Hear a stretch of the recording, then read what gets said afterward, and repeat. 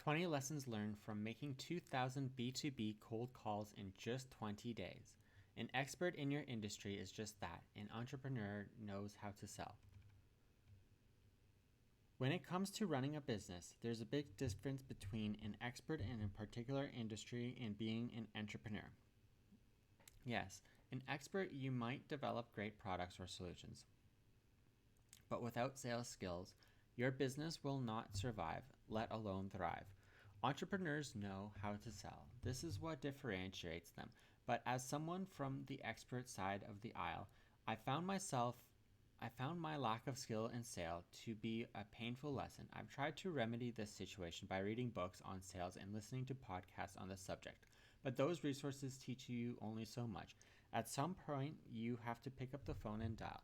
So when Chris Bale, CEO of Connect and Sell in San Jose, offered via LinkedIn the opportunity for 12 people to join an April cold call challenge using his company's software for free, I jumped at the chance.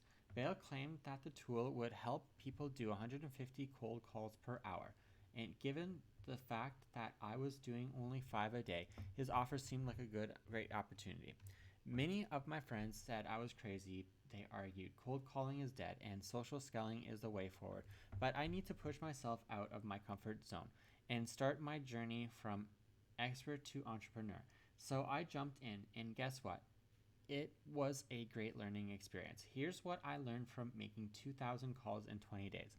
Those 20 lessons. Senior people will speak with you. What's most important for me from that experience was the fact that senior people will pick up the phone and speak with you. My call list were all CEOs, SVPs, and VPs and directors of Fortune 500 companies, and I got through to speak to them on 6% of the calls. An average of 17 calls per contact. Based on the 2,000 calls I made, it took me an average of 17 calls before I was able to speak to someone. The tools you need. If it takes you 17 calls to get through, you're going to need a tool to do legwork. Otherwise, you're going to find cold calling very frustrating, time-consuming, and unproductive. Voicemail. Over 50% of my calls went directly to voicemail. A voicemail strategy? Next.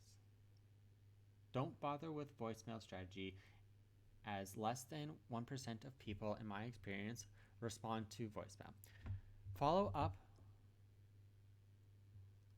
Follow-up meetings are possible. 1 in 10 of my initial conversations led to a follow-up meeting. Call to conversion ratio. To make 2,000 calls, you need a list of around 600 prospects to call. Otherwise, your call to conversion ratio is negatively impacted. Given that with the right tool, you can easily make 2,000 calls a month. Your business needs to have around 7,200 prospects per salesperson to keep your sales team moderately busy for the entire year. Follow up now. Do the follow-up immediately. Don't leave it for tomorrow or a later date, as things build up and that call might not get made.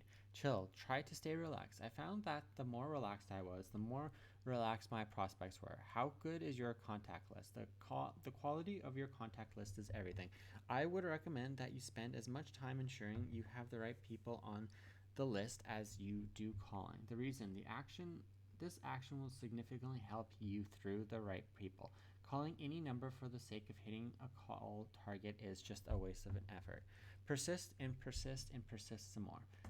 Only 6% of my calls led to a conversion, so perseverance and persistence turned out to be a key attributes for being successful at sales.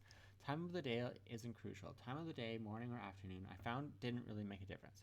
Which days spell success? Most of my successful days for calls turned into conversations, or